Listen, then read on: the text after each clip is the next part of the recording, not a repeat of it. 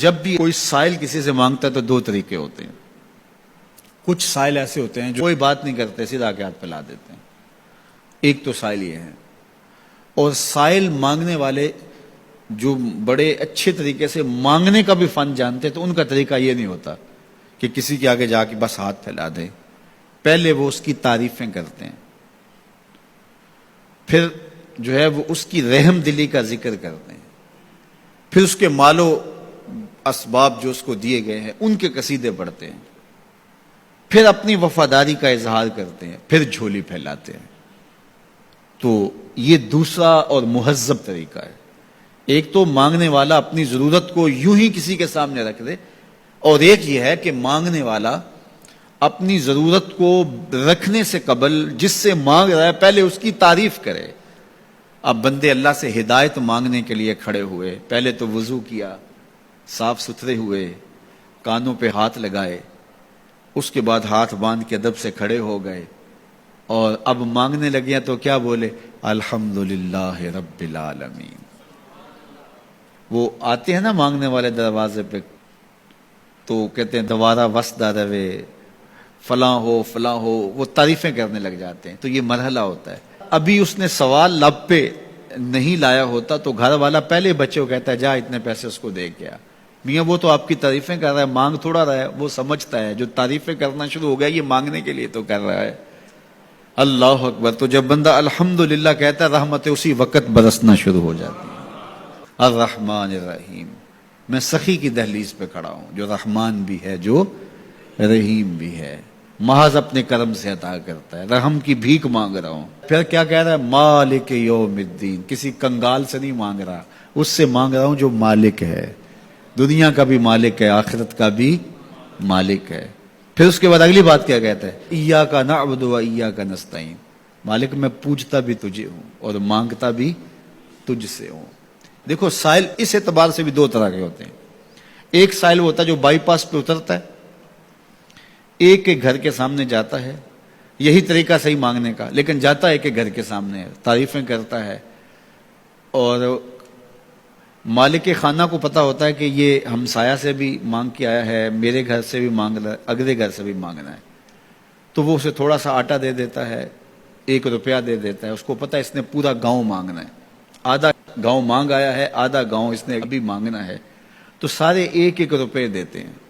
ایک تو سائل وہ ہے جو در در پہ جاتا ہے، اور ایک سائل بائی پاس سے اترا، وہاں سے پل عبور کیا، پھر گلی سے گزرتے ہوئے یہاں آیا، اور یہاں آ کے آپ کے ساتھ اس نے کہا کہ میں کسی در پہ نہیں گیا، آپ کے پاس آیا ہوں، اب آپ نے میری ضرورت پوری کرنی ہے. تو پھر 8 آنے 5 روپے تو نہیں دیے جائیں گے. پھر تو جو میری استطاعت ہوگی، جو آپ کی استطاعت ہوگی، اس استطاعت کے مطابق دیں گے کہ یہ سارا شہر چھوڑ کے آیا ہے، یہ کسی سے نہیں مانگتا، یہ مجھ سے ہی مانگتا ہے. تو پھر آپ اس کی ضرورت پوری کریں گے. اگر آپ کے بس میں ہوا تو مانگنے والا کیا کہہ رہا ہے؟ ایاک نعبد. یہ پیشانی کہیں اور نہیں جھکتی، وایاک نستعین. یہ جھولی کسی اور چوکھٹ پہ پھیلتی نہیں. وہ کریم، وہ مالک رب جو تمام جہانوں کا رب ہے، میں اس کی دہلیز پہ کھڑا ہوں اور آیا سیدھا اسی کی دہلیز پہ ہوں. نہ اس سے پہلے کسی در پہ گیا ہوں، نہ اس کے بعد کسی در پہ جانا ہے. تو پھر مالک بھی کرم نوازیاں اور رحمتیں اس کی جھولی میں ڈال دیتا ہے. اب اتنی لمبی تمہید باندھنے کے باوجود مانگا کیا؟ ذرا غور کیجئے. یہ وہ ہے جو ہم ہر روز ہر نماز کی ہر رکعت میں مانگتے ہیں، اور مانگنے کا طریقہ کتنا خوبصورت ہے. اور مانگنے والے یوں ہی مانگا کرتے ہیں. پہلے جس سے مانگنا اس کی تعریفیں کرتے ہیں. آپ نے مانگنے والوں کو دیکھا جو سلیقے سے مانگتے ہیں، تیرے بچے وسدے رہیں، تیری جد آباد رہے، تیرا خاندان آباد رہے، وہ مانگتے ہیں. اس طرح پہلے تعریفیں کرتے ہیں، پھر کہتے ہیں تیری فیکٹریاں چلتی رہیں، تیرے جو ہے تیری جائیداد بڑھتی رہے.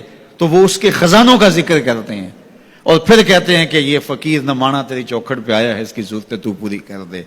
اب بندہ بھی اللہ کے حضور جب حاضر ہوتا ہے تو مانگنے کا سلیقہ کیا ہے؟ سب سے پہلے کہتا ہے الحمدللہ رب العالمین. میں کسی کنگال کی چوکھٹ پہ نہیں آیا، تمام جہانوں کے پالن ہار کی چوکھٹ پہ آیا ہوں. اسی کی تعریفیں اختیاری بھی غیر اختیاری بھی، واسطے کے ساتھ بھی بلا واسطے کے ساتھ بھی. اسی کی خوبی ہیں، سارے اسی کے کمال ہیں، وصف سارے اسی کے ہیں. پھر اس کے بعد کہتا ہے الرحمن الرحیم، وہ رحمان بھی ہے وہ رحیم بھی ہے. پھر اس کے بعد کہتا ہے مالک یوم الدین، وہ دنیا کا ہی مالک نہیں، آخرت کا بھی مالک ہے، یوم حساب کا بھی مالک ہے.